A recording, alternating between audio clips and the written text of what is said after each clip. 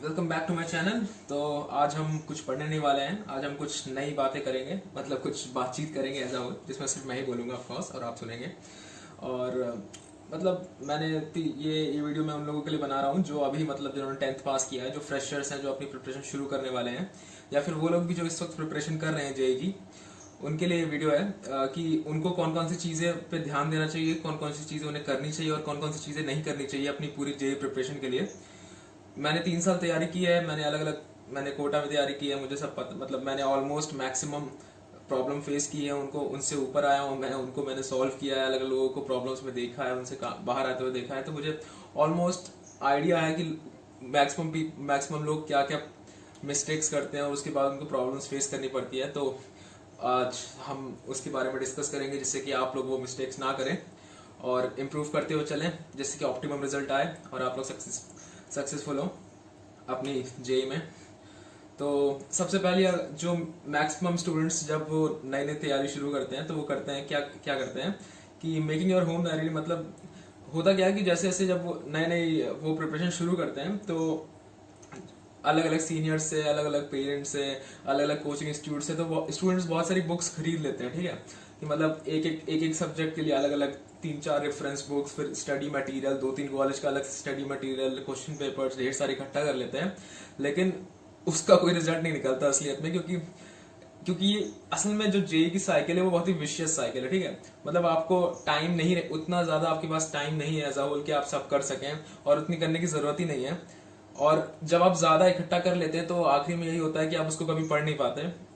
और आपके मन में एक्चुअली मैंने फेस किया है, मतलब मैंने जब शुरुआत में प्रिपरेशन शुरू की थी तो मैंने ढेर सारी बुक्स खरीद ली। ठीक है, तो उससे एक मन में मेंटल बर्डन बन जाता है कि ओ शिट यार, मैंने इतनी सारी किताबें खरीद ली, अब मैं पढ़ भी नहीं पा रहा हूँ, क्या कर रहा हूँ मैं, क्या मेरी प्रिपरेशन मतलब क्या कह सकते हैं उसे, एफिशिएंट है क्या मेरी प्रिपरेशन, मतलब इतनी प्रिपरेशन मुझे करने की जरूरत है, मैं इतना कर नहीं रहा हूँ, बाकी लोग पता नहीं क्या कर रहे होंगे, वो सब सोचने की जरूरत नहीं है। मैंने मैक्सिमम ज्यादातर कोचिंग इंस्टीट्यूट्स के देखे हैं, मतलब स्टडी मटेरियल देखे हैं। तो आप चाहे फिटजी ले लीजिए, आप एलन ले लीजिए, रेजोनेंस ले लीजिए, न्यूक्लियस ले लीजिए, करियर पॉइंट ले लीजिए, किसी का भी ले लीजिए, आप विद्या मंदिर क्लासेस का ले लीजिए। तो सबका मटेरियल ऑलमोस्ट काफी सिमिलर भी होता है कुछ हद तक, और मतलब घुमा फिरा के वही चीज है, मतलब सिलेबस आपका सेम है ऑफ कोर्स। ठीक है, तो आप क्वेश्चंस भी आपके मतलब जो पुराने आ चुके हैं, जो नए नए क्वेश्चन है, वो सब ऑलमोस्ट सेम ही होते हैं। ठीक है, हर मटेरियल में। तो आपको अलग अलग मटेरियल में जाने की जरूरत नहीं है। आप जिस भी, क्योंकि मैक्सिमम लोग कोचिंग ज्वाइन करते हैं, ठीक है, तो आप जिस कोचिंग में हैं तो आप उसी का स्टडी मटेरियल स्टिक करके चलें, उतना बहुत है।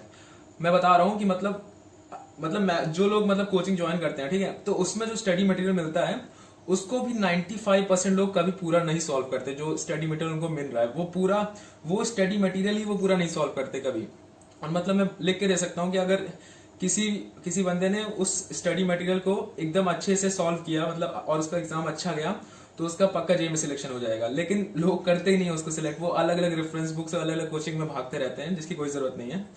तो मेरी आपकी एडवाइस ये है कि आप अलग अलग बुक्स पे ना जाएं। आपको जो स्टडी मटेरियल मिल रहा है आपकी कोचिंग से, या जो भी आप जहां से भी पढ़ रहे हैं, आप एक कोई स्टडी मटेरियल या कोई भी बुक्स आप डिसाइड कर लीजिए कि मुझे बस ये करना है, तो आप बस उसी पे स्टिक करिए। आप कहीं आगे मत मतलब भागिए, अलग अलग उस पे जाने की आपको कोई जरूरत नहीं है। आप एक नाव पे अगर सवार हैं तो उसी नाव पे ट्रैवल करिए, अलग अलग नाव पे पैर रखने की जरूरत नहीं है, आप गिर जाएंगे। ठीक है, तो वही मेरा मतलब मोटिव था, मतलब पहले पॉइंट का हमारा, कि मेकिंग योर होम डायरी, आपको बुक्स भरने की जरूरत नहीं है। आप एक क्वालिटी मटेरियल चूज करिए और आप उसको स्टिक करके चलिए, वो ज्यादा बढ़िया है, वो ज्यादा इफेक्टिव है। उसके बाद अगर आपने स्टडी मटेरियल सॉल्व कर लिया, तो आपके पास अगर फिर भी थोड़ी बहुत जान बाकी रह जाती है, तो उसके लिए कुछ और सिलेक्टेड क्वालिटी बुक्स हैं जो मैंने अपनी पूरी प्रिपरेशन के दौरान मतलब फाइंड किए, देखी हैं कि इनका मटेरियल अच्छा है, क्वालिटी प्रिपरेशन है, जिनसे क्वेश्चंस का मतलब मैच तो नहीं होता कोई भी क्वेश्चन जेई में कभी भी, लेकिन फिर भी जो अच्छे क्वेश्चन जैसे हम कह सकते हैं जेई मतलब किसी भी सिलेबस के, वो आते हैं। तो मैं उनकी अलग से वीडियो बना दूंगा कि कौन कौन सी बुक्स अगर आपके में इतना सॉल्व करने के बाद फिर भी जान बच जाती तो आप करने के लिए, तो वो आप कर सकते हैं।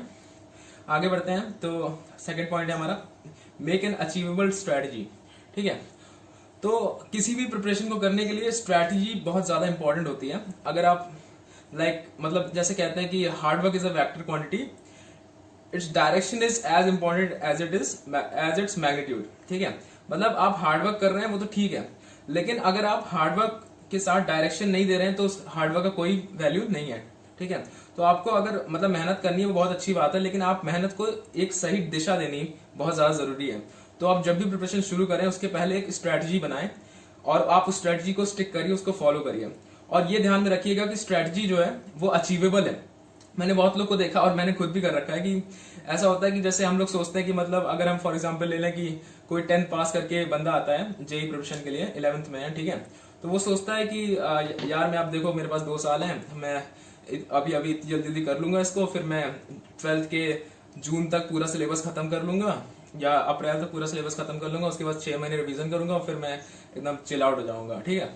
तो वो ऐसा कुछ नहीं होता है वो लगता है लोगों को जब वो लोग 10th पास करके आते हैं, क्योंकि एज अ होल एक तो पहले 10th में और 11th 12th में बहुत ज्यादा जमीन आसमान का फर्क है। उसके बाद जो 11th 12th का जो सिलेबस है उसके और जेई का जो एज अ होल सिलेबस और जो स्टैंडर्ड है उसमें बहुत आसमान का फर्क है। तो उन्हें आइडिया नहीं होता कि उनकी कैपेबिलिटी कितनी है। अभी उन्हें मतलब थोड़ा अंधविश्वास रहता है कि मैं इतना कर सकता हूँ, लेकिन असल में वो नहीं हो पाता है।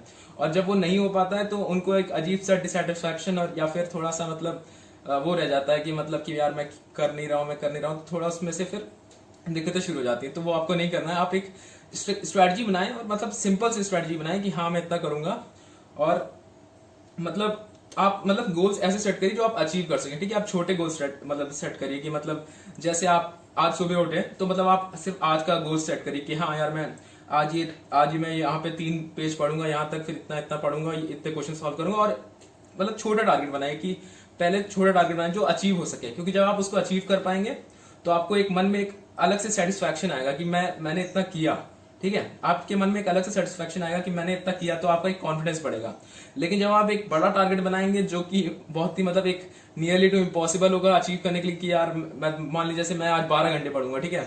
तो 12 घंटे मतलब आप कहने में सोचने में आसान लगता है और थोड़ा लगता है कि हाँ यार मैं करूंगा, लेकिन वो असल में हो नहीं पाता है, ठीक है। तो आप एक छोटा टारगेट बनाए कि यार आज मैं 6 घंटे पढ़ूंगा और आप उसको पूरा करने की कोशिश करिए। और अगर वो छोटा टारगेट है तो अगर आप उसको पूरा कर लेंगे तो आपको एक मन में सेटिस्फेक्शन आएगा कि यार आज मैंने कुछ काम किया है। तो आप उससे रात में आसानी से, आपको मैं बता रहा हूँ, अगर आप ऐसे करेंगे जैसे मैं करता था कि मैं सुबह उठता था तो मैं सोचता था कि यार आज मैं 6 घंटे पढ़ूंगा, ठीक है, और मैं ये चीजें पढ़ूंगा, तो मैं उसको मतलब पढ़ता था उसको लेके। और फिर जब मैं उस टास्क को कंप्लीट कर लेता था और जब मैं सोने जाता था रात को, तो एक मन में एक अजीब सी सेटिस्फेक्शन रहती थी कि यार आज मैंने कुछ किया है। तो एक बहुत अच्छी नींद आती है। आप करके देखिएगा, बिलीव मी, ठीक है।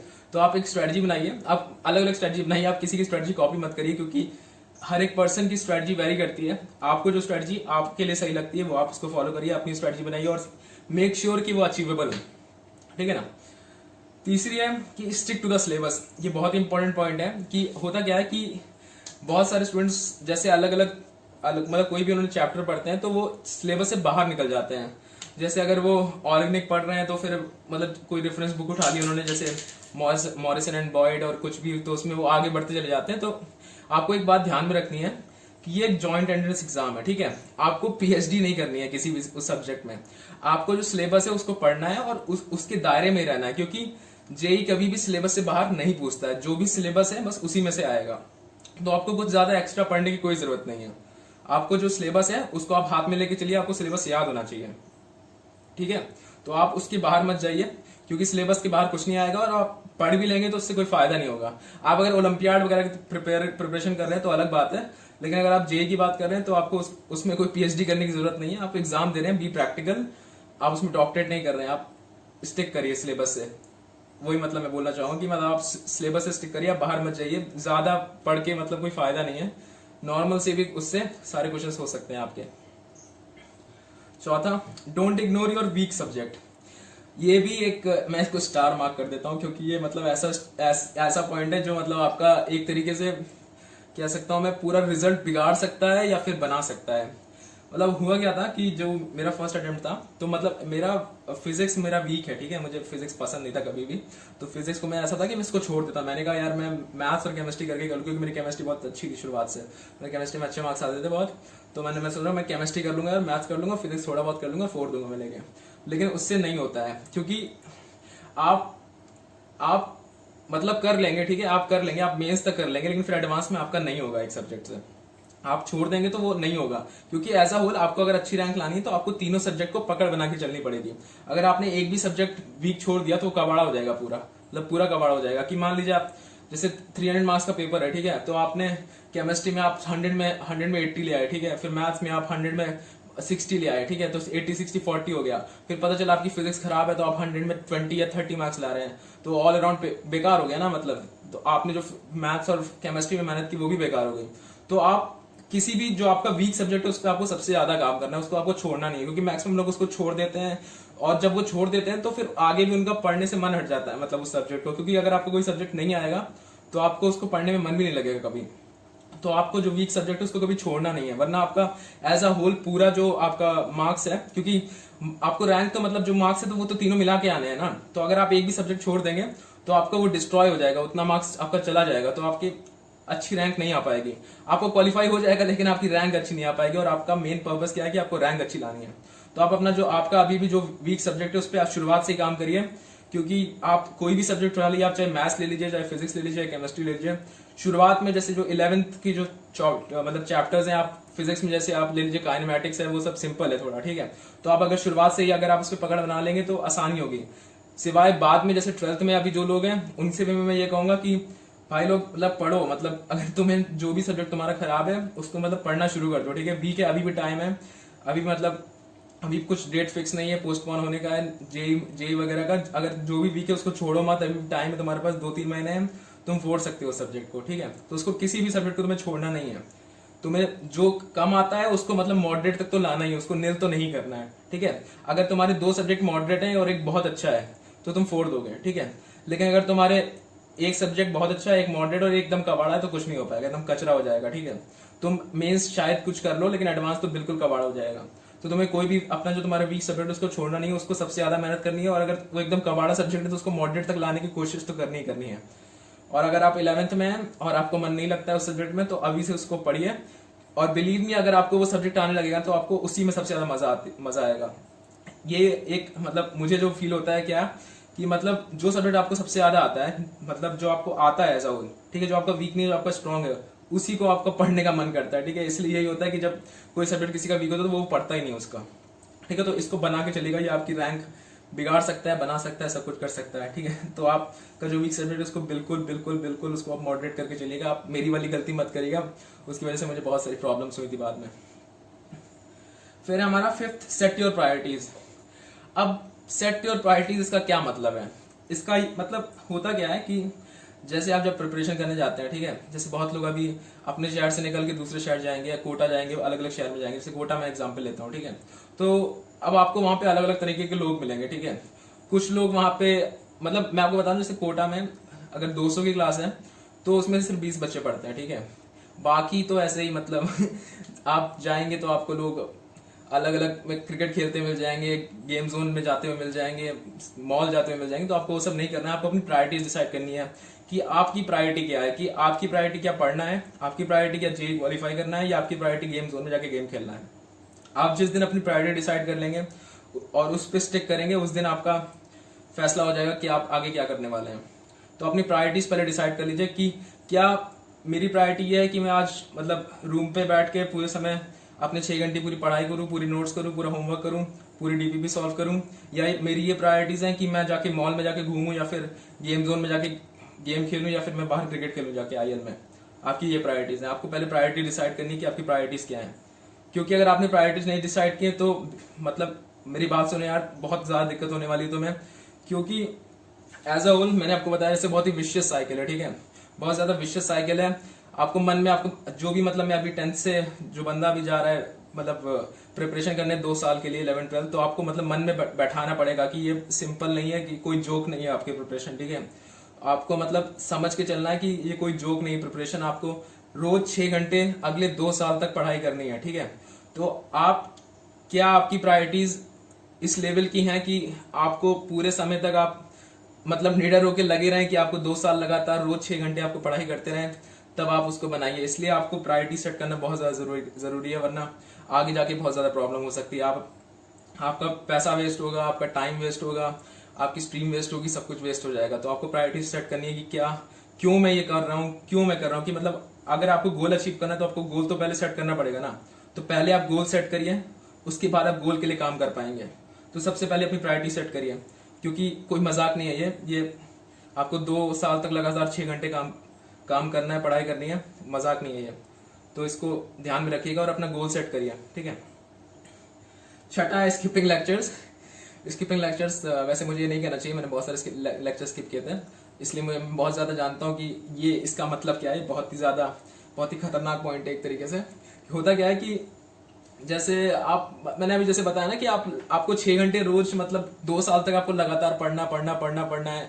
आप पढ़ेंगे, एक टर्म होगा, उसके बाद फिर फेस टेस्ट होगा, फिर आप पढ़ेंगे, फिर टेस्ट होगा, फिर पढ़ेंगे, वो लगता चलता रहता है।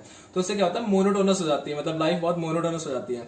तो होता क्या है, लग के सोचते हैं यार, अरे यार आज फिर वही हो गया, आप छोड़ो यार, आज नहीं जाएंगे, कल चले जाएंगे, ठीक है। तो वो नहीं करना है आपको, ठीक है, वो आपको बिल्कुल नहीं करना है। अगर वो आपने कर दिया तो फिर समझ लीजिए आप गए आप गए। मतलब मैं बता रहा हूँ आपको, जैसे होता क्या ना स्किपिंग लेक्चर से, मतलब होता क्या, जैसे मैं बताता हूँ, जैसे आप फिजिक्स पढ़ रहे हैं, ठीक है। फिजिक्स में अगर आपने एक भी चैप्टर छोड़ दिया तो आपको अगला चैप्टर नहीं आएगा। अगर आपने इलेक्ट्रोस्टैटिक्स छोड़ दिया, अगर इलेक्ट्रोस्टैटिक्स छोड़ दी तो आपको करंट नहीं आएगा, ठीक है। अगर आपने काइनेमैटिक्स छोड़ दी तो आपको न्यूटन लॉ ऑफ मोशन अच्छे से नहीं आएगा।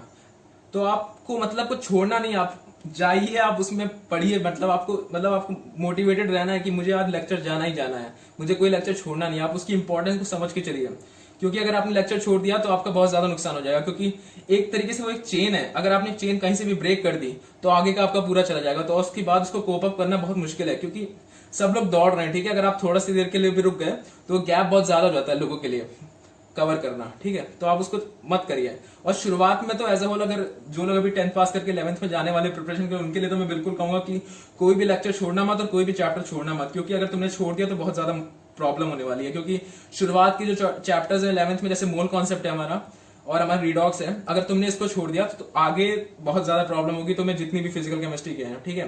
क्योंकि बेसिकली जब शुरू होती है प्रिपरेशन 11th में, तो सीधा हमारा फिजिकल केमिस्ट्री का पहला मोल कॉन्सेप्ट और रिडॉक्स पढ़ाया जाता है, ठीक है। तो अगर तुमने वो मिस कर दिया, ठीक है, अगर तुम थोड़ा से भी उसमें खेलपन में, बचकानी उसमें रह गए, तो बहुत ज्यादा दिक्कत होने वाली है तुम्हें, क्योंकि तुम्हें आगे कुछ नहीं समझ आएगा फिजिकल में। अगर समझ भी आएगा तो बहुत ज्यादा दिक्कत होगी, वो तुम उस लेवल पे नहीं कर पाओगे जितना बाकी लोग करेंगे। मैथ्स में भी सेम है। मैथ्स में हमारा शुरुआत में पढ़ाया जाता है जो भी, ठीक है, वो अलग अलग होता है। कई में वो जैसे कई में वो कोऑर्डिनेट पहले पढ़ाने लगते हैं, तो मतलब जिसमें भी जैसे कोऑर्डिनेट अगर वो पहले पढ़ा रहे हैं तो स्ट्रेट लाइन वगैरह पढ़ाएंगे। तो अगर तुमने स्ट्रेट लाइन की बेसिक्स मिस कर दिए तो तुम्हें आगे कुछ नहीं समझ आएगा, ठीक है। तो तुम्हें अगर शुरुआत में हो तब तो बिल्कुल मत मिस करो, ठीक है। और एक और चीज होती है कि जैसे एक समय आता है, जैसे हम जो मतलब प्रिपरेशन करते हैं उसमें एक समय होता है जैसे ठंडकों में, ठीक है। ठंडकों में बहुत लोग कहते हैं कि जो लोग ठंडकों में पढ़ के निकल जाते हैं वो उनकी मतलब या तो लाइफ मतलब उनका या तो जे निकल जाता है या नहीं निकलता है, ठीक है। क्योंकि ठंडकों में होता क्या है कि दिन बहुत छोटे हो जाते हैं और रात लंबी हो जाती है, ठीक है। तो हमारे में मतलब कोटा में कहते थे कि दिन में पढ़ा नहीं जाता और रात में जगा नहीं जाता, कि मतलब दिन में टाइम नहीं मिलता आपको पढ़ने का, और रात में क्योंकि ठंडक में नींद आने लगती है, ठीक है। तो आपको रात में आपको नींद आने लगेगी और सुबह आपसे उठा नहीं जाएगा, तो वो बहुत प्रॉब्लम होगी। तो इसके साथ साथ क्योंकि मैक्सिमम लोग जो लेक्चर स्किप करते हैं वो ठंडकों के समय करते हैं, क्योंकि वो सुबह उठ नहीं पाते हैं और फिर क्लास नहीं जाते हैं वो, ठीक है, उनको आलस आ जाता है। मैंने खुद ऐसे 15-20 क्लासेस मिस की हैं, तो मुझे पता है उसके बाद बहुत प्रॉब्लम होती है। तो आप ये चीज मत करिएगा, लेक्चर स्किप मत करिएगा, बहुत ज्यादा प्रॉब्लम होती है उसके बाद। क्योंकि अगर आप एक भी चैप्टर अगर आपने छोड़ दिया तो फिर आगे के चैप्टर्स में आपको समझने में बहुत प्रॉब्लम आएगी और फिर आप कोप अप नहीं कर पाएंगे कभी भी, आप हमेशा पीछे रह जाएंगे। तो लेक्चर्स तो मत ही स्किप करिए कभी, आप ब्रेक ले लीजिए, थोड़ा सेल्फ स्टडी से काट लीजिए टाइम, लेकिन लेक्चर्स मत छोड़िए, ठीक है। अब 7 स्टे मोटिवेटेड फ्रॉम इनसाइड, ठीक है। स्टे मोटिवेटेड फ्रॉम इनसाइड, जैसे मैंने अभी आपको बताया कि बहुत ही विशिष्ट साइकिल है। आपको 6 घंटे लगातार पढ़ना है 2 साल तक। तो आपको एक लगातार कुछ आपके में एक अंदर से आग लगी होनी चाहिए, जिससे कि आप उस 6 घंटे 2 साल तक लगातार पढ़ते रहे। क्योंकि होता क्या है कि जैसे मैं आपको बताता हूँ कि होता क्या है कि लोग कहते हैं, मतलब आप जब प्रिपरेशन करने जाएंगे, जैसे फ्रेशर्स हैं, मतलब हमारे जो 12th में है अभी, उनको तो पता ही होगा कि क्या सिस्टम है पूरा, ठीक है। वो बहुत मतलब हालत खराब हो जाती है उसको करते करते, ठीक है। तो आप जैसे जाएंगे तो आपके कुछ नंबर आएंगे, ठीक है। आप जो 10th में उन्होंने पास किया, जब कोचिंग में आप जाएंगे, ठीक है, जो आपका जो पहला टेस्ट होगा उसमें आपके मतलब काफी नंबर आएंगे, ठीक है। क्योंकि वो शुरुआत का सबसे आसान सिलेबस होता है, मोल कॉन्सेप्ट होता है, काइनेमेटिक्स होती है, बहुत सिंपल होता है। तो आप उसके नंबर आएंगे, आप खुश हो जाएंगे, ठीक है। उसके बाद आपके नंबर डिक्रीज होने लगेंगे मतलब कुछ अच्छे बच्चे होते हैं उनका सही रहता है, लेकिन मैक्सिमम 90% बच्चों के नंबर डिक्रीज होने लगते हैं। उसके बाद आपके नंबर नहीं आते हैं, ठीक है। तो आप बहुत ज्यादा पढ़ाई करेंगे, उसके बाद भी आपकी रैंक नहीं आएगी अच्छी टेस्ट में, या नंबर नहीं आएंगे, तो उससे लोग बहुत डीमोटिवेट हो जाते हैं और फिर उसके बाद वो पढ़ना ही छोड़ देते हैं एक तरीके से, ठीक है। फिर जो लोग मतलब जैसे अभी पढ़ना शुरू करते हैं, फिर उसके बाद 3-4 मिनट तक पढ़ते हैं, उसके बाद फिर वो भटक जाते हैं, उसके बाद फिर गेम जोन और आपको इधर दिखेंगे, लेकिन वो आपको नहीं करना है। आप अंदर से मोटिवेट करिए अपने आप को। आप वीडियोस देखते हैं, लेकिन उसके लिए एक बहुत ही थोड़ा सा शॉर्ट टर्म मोटिवेशन आता है। वो आप आज आपने एक संदीप महेश्वरी की वीडियो देख ली तो आप मोटिवेट हो जाएंगे, 2 दिन के लिए मोटिवेट होंगे, उसके बाद आप फिर वैसे ही हो जाएंगे, ठीक है। तो आपको अंदर से अपनी अंदर आग जलानी है कि यार मैं ये कर क्यों रहा हूँ, ठीक है। मेरा मतलब पर्पस क्या है कि मैं जेई कर क्यों रहा हूँ, मैं जेई करके क्या मुझे टॉप कॉलेजेस में जाना है, इसलिए मैं जेई कर रहा हूँ, ठीक है। तो आपको अंदर से मतलब आग जलानी है कि मुझे एक्स्ट्राऑर्डिनरी बनना है, मुझे टॉप बच्चों में आना है। तो आप उसको जब तक आप अंदर से मोटिवेट नहीं होंगे तब तक आप इस विशियस साइकिल में सर्वाइव नहीं कर पाएंगे। तो आपको अंदर से मोटिवेट होना बहुत ज्यादा जरूरी है। और मैं ये भी कहूंगा कि अगर आपकी कंपनी ऐसी है, ठीक है, अगर आपकी लेस एम्बिशियस कंपनी है तो आप उनका साथ बिल्कुल छोड़ दीजिए। आपकी अगर कंपनी गड़बड़ हो गई तो आप गड़बड़ हो जाएंगे। मतलब आपको मोर एम्बिशियस और मोर अच्छे लोगों के साथ रहना है, तभी आप खुद भी एम्बिशियस बन पाएंगे। तो आपको कभी भी अपने आप को मोटिवेट रखना है और आपको एक अच्छी कंपनी चाहिए, ठीक है। आपके जो दोस्त हैं अगर वो पढ़ने हैं तो अच्छे हैं, अगर वो नहीं पढ़ने वाले तो उनका साथ बिल्कुल छोड़ दीजिए, वरना नहीं हो पाएगा, बहुत मुश्किल होगा। क्योंकि एक समय होगा आप पढ़ रहे होंगे, फिर एक समय पे वो पबजी खेल रहे होंगे, तो फिर आपका भी मन करेगा कि यार 1 घंटा खेले तो उसमें क्या चला जाएगा। लेकिन फिर वो 1 घंटा 2 हो जाता है, 2 घंटा 4 हो जाता है, फिर आपका टाइम चला जाता है, फिर आप पीछे हो जाते हैं। और वो जब आप एक बार पीछे हो जाते हैं तो फिर आगे बढ़ना बहुत ज्यादा मुश्किल हो जाता है। तो इसलिए आप अपनी कंपनी डिसाइड करिए, आप अपने साथ वाले सेम प्रायोरिटीज वाले लोगों के साथ रहिए, तो आप ज्यादा कोप अप करेंगे, और मतलब कोप अप क्या, आप ज्यादा प्रोग्रेस करेंगे और ज्यादा आसानी होगी आपको, और आप सक्सेसफुल ऑफ कोर्स होंगे, ठीक है। आखिरी पॉइंट है हमारा, don't leave anything for tomorrow. अब होता है जैसे आप कुछ पढ़ रहे हैं, ठीक है, आपने आज पढ़ना शुरू किया यार कि मैं आज मैं डीपीपी कर रहा हूँ, हाँ यार मैंने 10 क्वेश्चन कर लिए, अब 10 क्वेश्चन कर लूंगा, अभी मन नहीं कर रहा, ठीक है। तो आपको वो नहीं करना है, क्योंकि कल मतलब टुमारो नेवर कम्स, कल कभी नहीं आता है। अगर आप कर रहे हैं उसको तो आप उसको आज ही आपको करना है। आप भले ही उसके लिए 12 बजे तक जगें या 1 बजे तक लगे, आज ही खत्म करना है। क्योंकि अगर आपने उसको छोड़ दिया तो आप उसको कभी नहीं करेंगे। अगर आपने उसको छोड़ दिया तो आप उसको कभी नहीं करेंगे। तो आपको जो काम अभी आप कर रहे हैं आप उसी पे लगे रहिए, और प्रोक्रेस्टिनेट मत करिए बिल्कुल। आपको जो कर रहे हैं वो अभी करिए, और आगे कल के लिए बिल्कुल मत छोड़िए, क्योंकि अगर आपने कल के लिए छोड़ दिया तो वो चीज अधूरी रह जाती है हमेशा से, ठीक है। तो उसके लिए आप थोड़ा स्टिक रहिए। और मेरे ख्याल से ये वाला पॉइंट तो आपको बचपन से सिखाया जा रहा होगा कि कल के लिए कुछ मत छोड़िए, तो आपको ज्यादा अंडरस्टैंडिंग होगी। लेकिन फिर भी जेई पॉइंट ऑफ व्यू से ये भी बहुत इंपॉर्टेंट है, इसको साथ में रखिएगा। मैक्सिमम पॉइंट मैंने कवर कर दिए हैं, तो लेकिन जो भी मैंने आपको बताया उसको आपको ध्यान से सुनना है, ठीक है। और ये पॉइंट्स अपने पेरेंट्स को भी बताइएगा, जिससे वो आपको अंडरस्टैंड कर सके कि आपको क्या क्या नहीं करना है। और आपको अगर वीडियो अच्छी लगे तो सब्सक्राइब करिएगा, लाइक करिएगा, शेयर करिएगा और लोगों के साथ, जिससे कि और लोग भी वो गलती ना करें जो हमने सबने की थी, जो मैं आपसे शेयर कर रहा हूँ। और थैंक यू वेरी मच।